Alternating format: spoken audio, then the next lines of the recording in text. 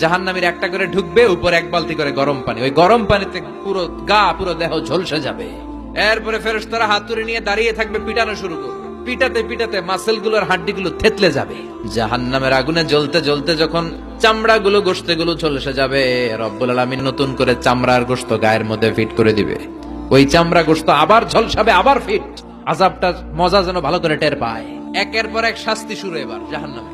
যারা দুনিয়াতে আত্মহত্যা করছে, ছুরি মারছে, ও খালি ছুরিই মারবে। বিষ খাইছে, খালি বিষ খাবে। যে মেয়েগুলো ওড়নায় গলা পেঁচিয়ে এই আত্মহত্যা, তারা জাহান্নামের রশিতে আর ওড়নায় খালি আত্মহত্যা করতেই থাকবে। যারা স্মার্টফোনের ভিতরে ইন্ডিয়ান নায়িকাদের কোমর দোলানো ডান্স দেখেছে, অশ্লীল ভিডিও দেখেছে, জাহান্নামের গরম শিক চোখের ভেতরে ঢুকিয়ে দেওয়া হবে। যারা মিথ্যা বলতো, ওদেরকে এক লাইন জাহান্নামের ছুরি দিয়ে কুচি কুচি করে জিহ্বাটা কাটা হবে। অন্যের জমি মেরে খেয়েছে এরকম ডাকাইত তাছাড়া নাই, 7 জমিন ওর কাঁধে তুলে দেওয়া হবে। এবার কারে কর গিবত করে চগল খড়ি আছে না নাই, তাদেরকে আল্লাহ জাহান্নামের তামা দিয়ে নখ বানায় দিবে, আগুন ঝরবে ওটা থেকে। নিজেরা নিজের গালের গোশত আর বুকের গোশত টেনে কুড়ে কুড়ে খাবে। ওদের ব্যথার চিৎকারে পুরো জাহান্নামটা থারথার করে কাঁপে।